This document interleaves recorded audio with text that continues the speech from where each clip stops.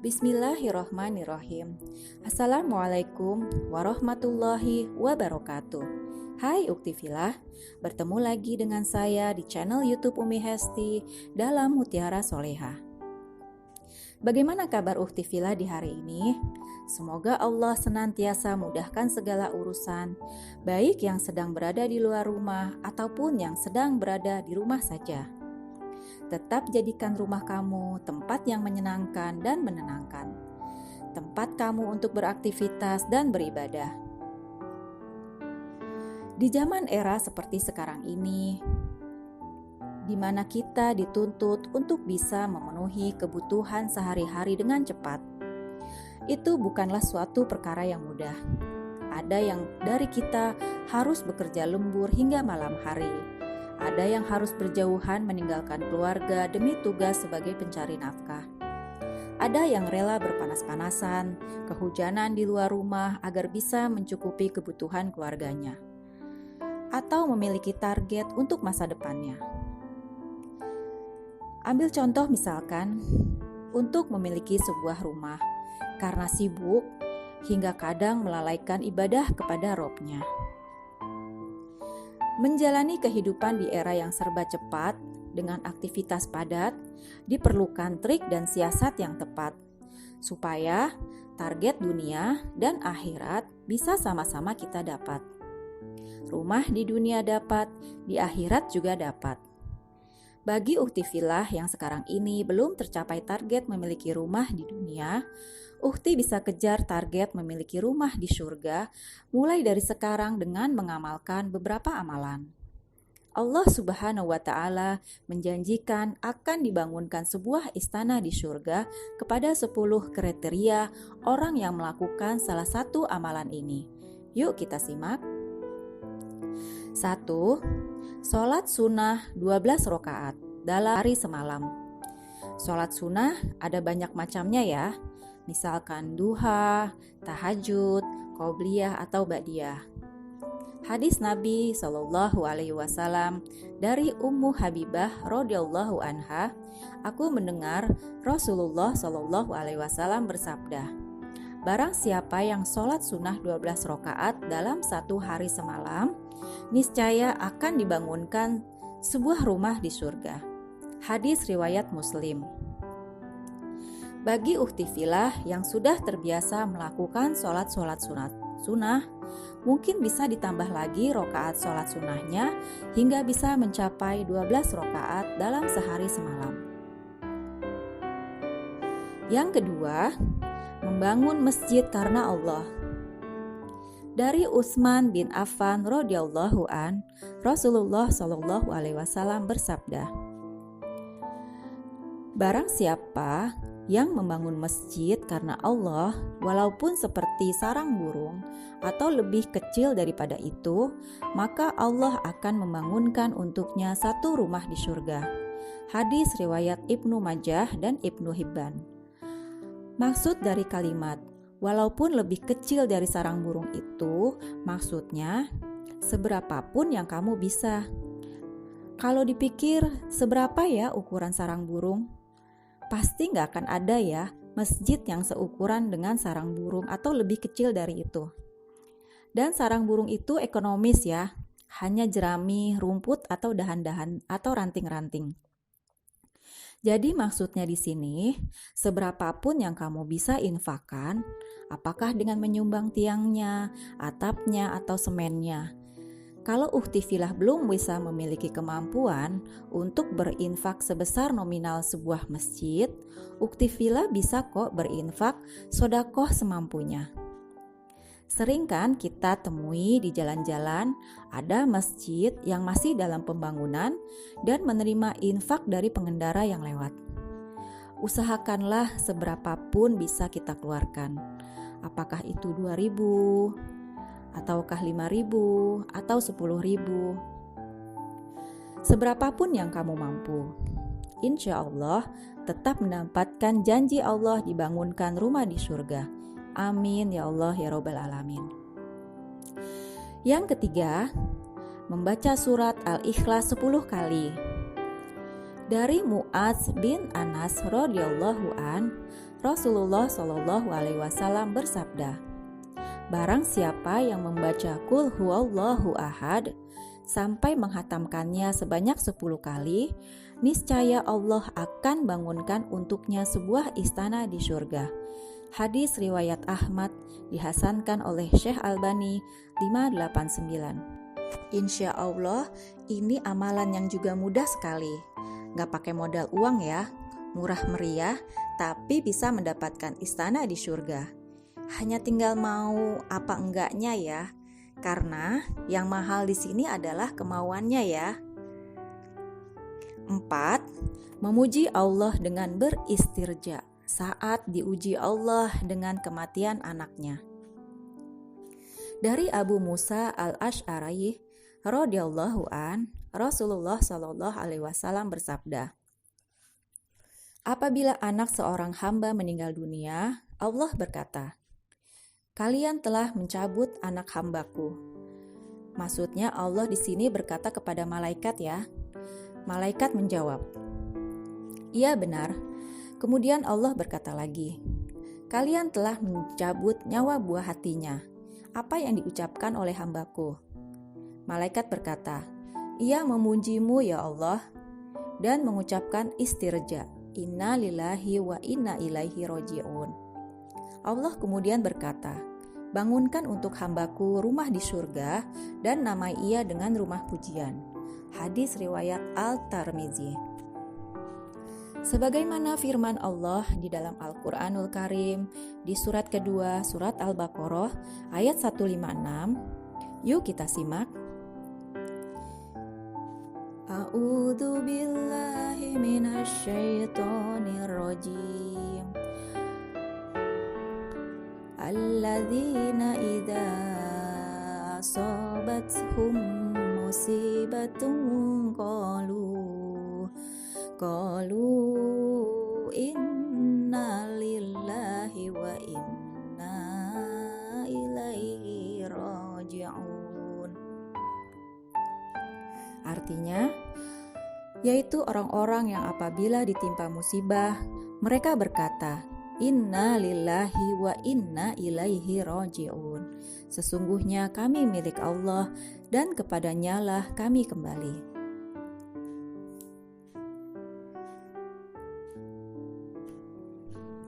Bagi ukti filah yang pernah ditinggal buah hatinya kembali kepada Allah, jangan bersedih lagi ya, karena Allah tiada pernah mengingkari janjinya. Insya Allah kelak akan mendapatkan rumah di surga. Amin ya robbal alamin. Yang kelima, membaca doa masuk pasar. Dari Umar bin Al-Khattab, Rasulullah Shallallahu Alaihi Wasallam bersabda, barang siapa yang masuk pasar dan mengucapkan, la ilaha illallah wahdahu la syarikalah, lahul mulku wa lahul hamdu yuhyi wa yumit wa huwa hayyu la yamut biyadihil khairu wa huwa ala kulli syai'in qadir, niscaya Allah akan menuliskan baginya sejuta kebaikan, mengangkat derajatnya sejuta derajat, dan membangunkan untuknya sebuah rumah di surga. Hadis riwayat At-Tirmizi, Ibnu Majah, dan Al-Hakim. Nah, di sini nih yang kadang kita suka lupa ya. Kalau sudah masuk pasar, yang diingat daftar belanjaan atau barang-barang diskonan. Boleh-boleh aja sih, tapi jangan lupa juga membaca doa masuk pasar. Karena kadang hal inilah yang kebanyakan kita suka lalai. Maka Allah memberi janji kepada yang membaca doa masuk pasar akan mendapatkan sebuah rumah di surga. Sebenarnya gampang ya, tapi justru yang berat itu adalah ingatnya itu loh. Padahal penting juga ya kita berdoa sebelum masuk pasar. Karena Rasul kan pernah bilang, kalau sebaik-baik tempat di muka bumi ini adalah masjid, dan tempat yang buruk adalah pasar. Maka perlu bagi kita membaca doa agar terlindungi dari keburukan-keburukan. Amin ya robbal alamin. Yang keenam, menutup celah barisan dalam sholat. Dari Aisyah radhiyallahu anha, Rasul bersabda, "Barang siapa yang menutup celah pada barisan sholat, niscaya Allah akan membangunkan untuknya rumah di surga dan mengangkat derajatnya karena perbuatannya itu." Hadis riwayat Al-Muhammili. Karena ukhtifillah biasanya sholat fardu di rumah, tidak berjamaah di masjid, maka baru akan bisa terlihat saat sholat tarawih atau sholat id ya. Nah, sering ukhti lihat kan, di saf depan ramai, saf tengah nanti penuh lagi di saf belakang. Alasannya biar cepet bisa pulang atau biar bisa ngobrol ya. Itu mungkin bagi anak-anak kecil ya, atau karena ketidaktahuan mereka. Maka setelah kita tahu manfaatnya, yuk segera sebelum dimulai sholatnya, kamu rapatkan saf sholat dan ajak kepada yang di sebelah atau di samping dan di belakang kamu untuk juga merapatkan saf barisan sholat. Yang ketujuh, beriman, Islam, hijrah, berjihad fi sabilillah. Rasulullah SAW bersabda, "Aku menjamin orang yang beriman kepadaku masuk Islam dan berhijrah dengan sebuah rumah di pinggir surga, di tengah surga, dan surga yang paling tinggi." Barang siapa yang melakukan itu tidak meninggalkan satupun kebaikan dan ia lari dari semua keburukan. Ia meninggal di mana saja Allah kehendaki untuk meninggal. Hadis riwayat An-Nasa'i, Ibnu Hibban, dan Al-Hakim. Jadi, ada tingkatan surga di sini ya, yang Allah janjikan untuk para fisabilillah. Jadi tergantung medan jihadnya ya, karena ada berbagai macam jenis jihad. Wanita yang bekerja untuk keluarga di rumah juga sebuah jihad. Wanita yang pergi haji juga sebuah jihad. Bahkan sampai kepada para sahabiah Nabi yang wanita yang maju ke medan perang juga sebuah jihad fisabilillah. Saudara-saudara kita yang ada di Palestina yang sedang berjuang melawan kejahatan Zionis Israel juga jihad fisabilillah. Jadi semua itu insya Allah akan mendapatkan tingkatannya pula. Kemudian maksud dari tidak meninggalkan satu kebaikan di sini maksudnya adalah satu kebaikan pun tidak ada yang tertinggal darinya. Berarti kebaikan semua yang ada padanya. Yang kedelapan, meninggalkan perdebatan atau bahasa lain zidal, walaupun ia dalam kebenaran. Dari hadis Nabi SAW, Allah berfirman, "Aku jaminkan sebuah rumah di tengah-tengah surga bagi yang meninggalkan dusta dalam bercanda atau bergurau." Hadis riwayat Abu Daud. Nah, ini yang paling memperhatinkan sekarang ya. Entah dari mana mulainya sekarang banyak istilah prank. Prank itu sebuah candaan kebohongan. Bahkan dijadikan hiburan di sejumlah tayangan. Awal-awal marak tayangan prank, anak saya juga pernah bertanya kepada saya, boleh nggak nonton tayangan-tayang prank? Saya nasihati bahwa itu candaan kebohongan.